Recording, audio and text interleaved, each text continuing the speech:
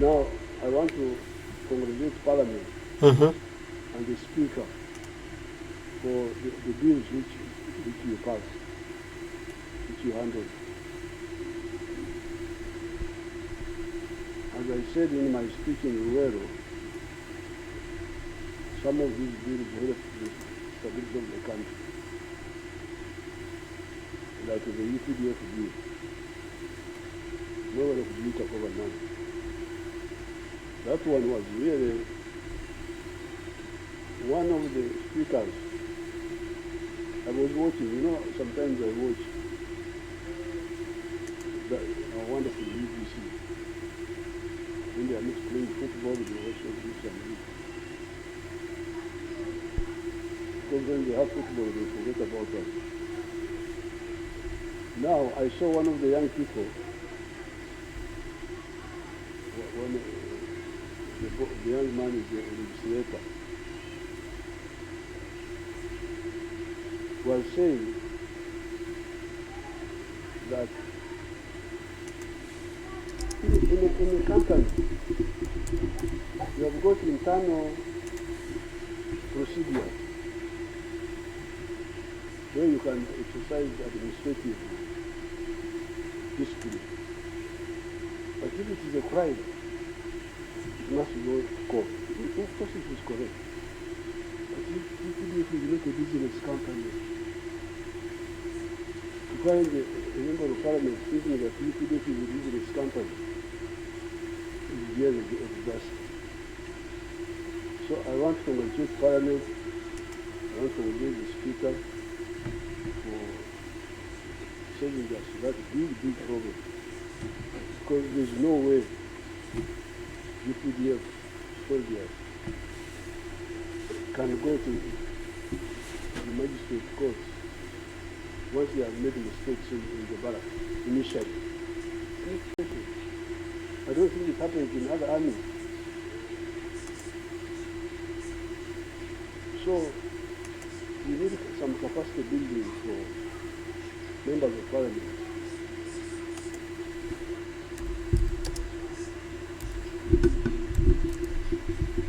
To know what happens in the world. You cannot say UPDF is like a company. It's not a company.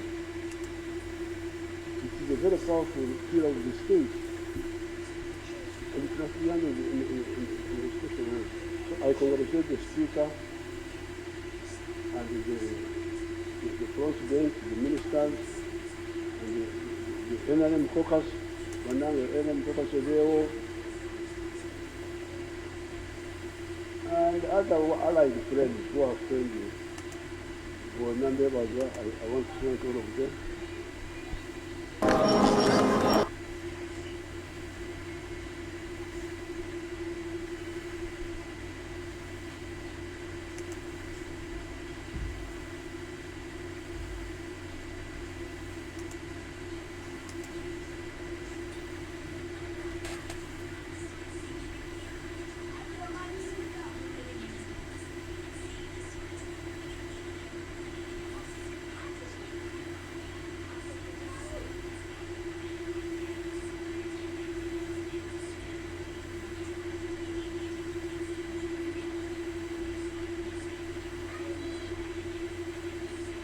Kadde,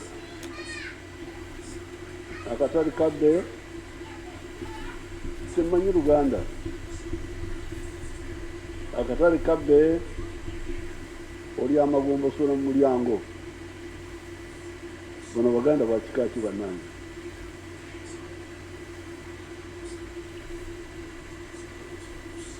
The prices of beef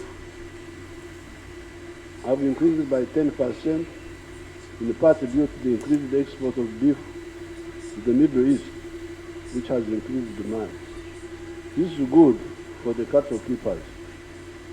The problem we still have is the disease outbreaks in some parts of the country, as well as cattle thefts. The government has recently vaccinated livestock in most parts of the country, but in some places there is laxity in implementation of the quarantines. District leaders should always ensure that quarantines, especially against foot-and-mouth disease are strictly adhered to.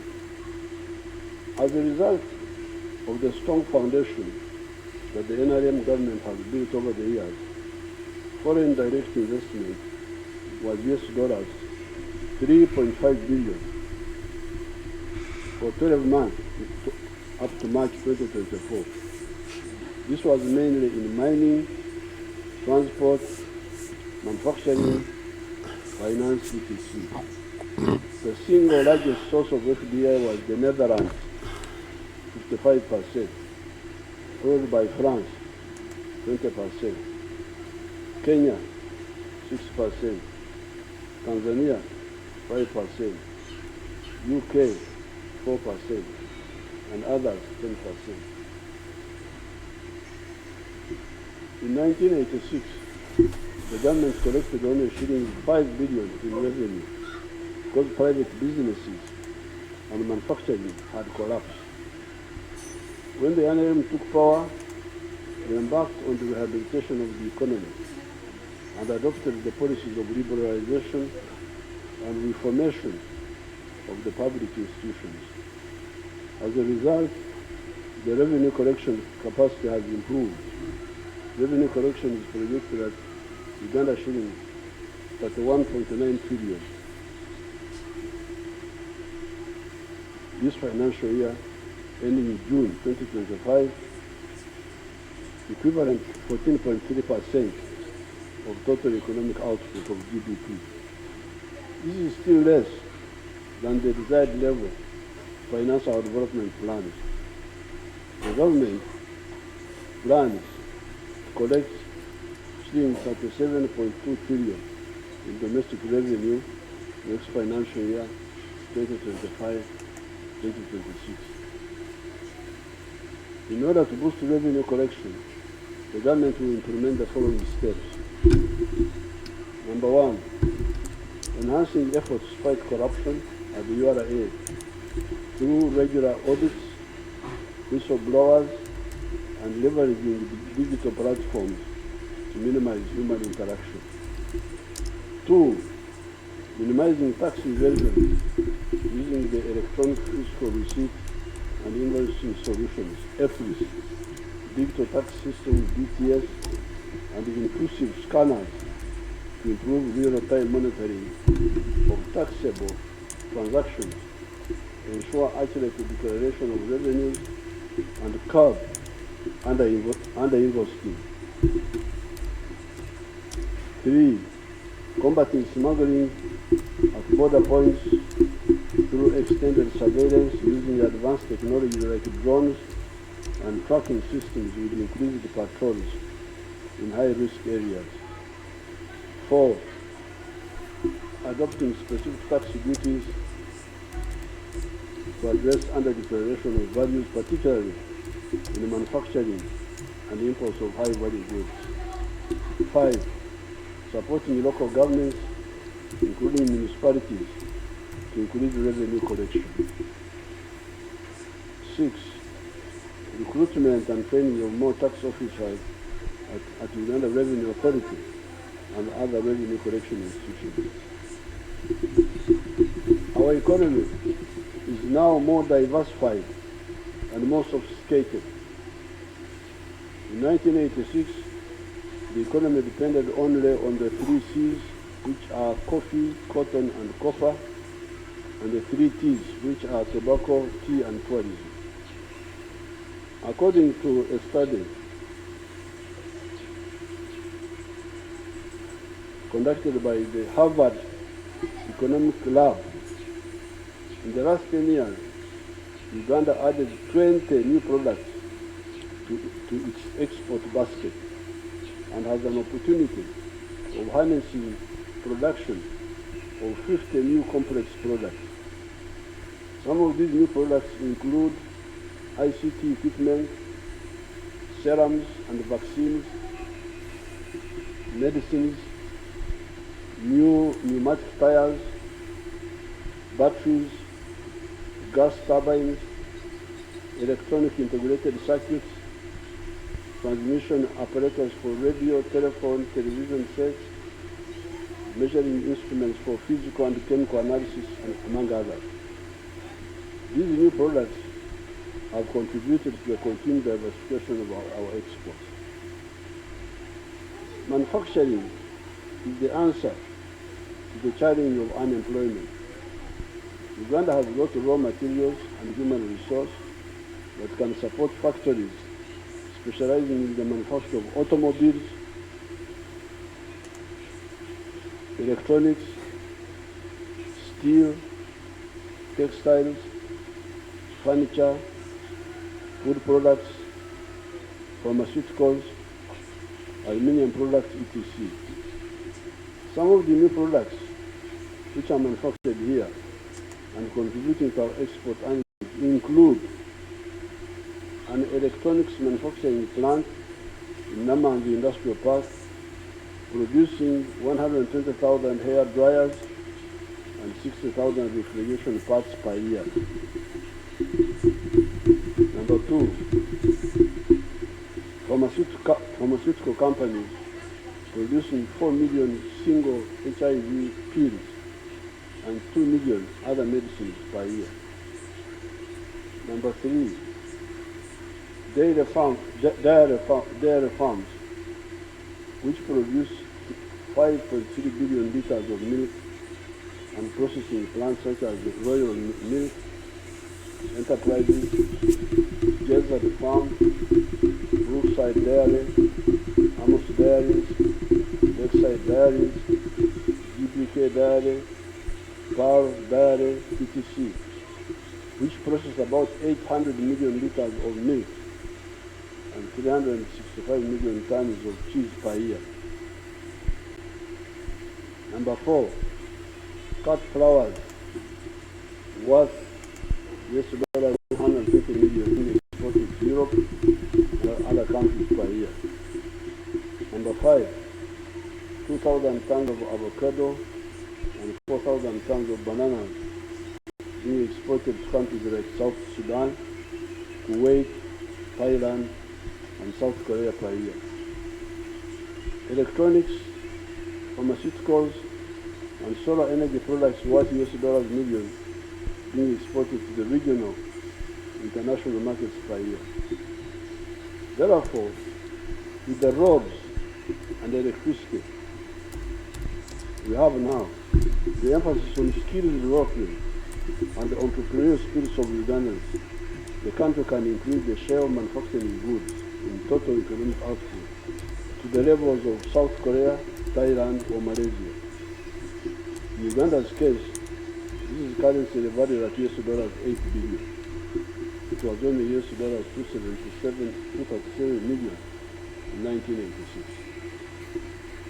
The return on investment in Uganda is high. It averages 14% per year and can be higher in some sectors compared to an average of only 5.2% in Europe in 2022. This is very important for you to understand that when you invest here, you make profits more easily than when you invest in Europe. In Europe, 5.2%, here more than 14%. If you invest in Uganda, you get back your initial investment capital in about 5 to 7 years, and the rest is profit, which our laws allow you to repatriate without restriction. The government has put in place a strategy to increase the size of the economy to $500 billion by 2040 or earlier. My people talk of 2040, but me, I want it earlier. This strategy identifies 4 anchor sectors. These are agro-industrialization, tourism development, mineral development including oil and gas, and science, technology, and innovation, i.e. taking advantage of the knowledge economy by prioritizing investment in research and development. Agriculture production and agri-industrialization. The government has invested in irrigation in order to boost agricultural production. This is because the provision of water for irrigation reduces the likelihood of crop failure on account of water scarcity. Although Uganda's irrigation area has increased from 22,000 hectares to 23,000 hectares, the country, however, has an irrigation potential of 3 million hectares. We have got 3 million hectares which can be irrigated. And here we have only irrigated 23,000 hectares with the 3 million. In order to achieve this goal, the government is accelerating the construction of solar-powered irrigation schemes, medium-scale irrigation schemes, earth dams, communal and individual valley tanks, and large-scale irrigation schemes across the country. The construction works for 92 solar-powered irrigation schemes have been completed, adding an irrigation area of 900 acres.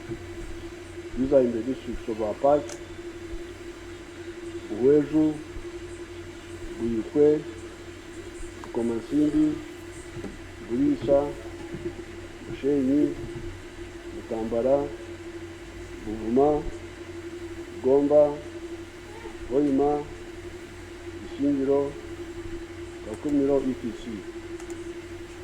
The new solar-powered irrigation scheme has benefited 110,000 farmers, and production yield from 112 schemes has increased to 3,600 tons per season. The major crop enterprises in these irrigation schemes include green pepper, onions, Irish potatoes, watermelons, tomatoes, apples, cabbages, pineapples, coffee, eggplants, vanilla, grapes, mangoes, and pumpkins. Construction works are also ongoing for 22 solar-powered irrigation demonstration sites in the districts of Kabarole, Chenjojo, Kole, Gulu, Napak, Abim, etc. In Nakaseke district, the construction works for Chirema, Phase 1, a medium-scale irrigation scheme, have been completed, thus adding a total of 124 hectares and benefiting 50 farmers engaged in coffee growing, passion fruits, maize, and bananas.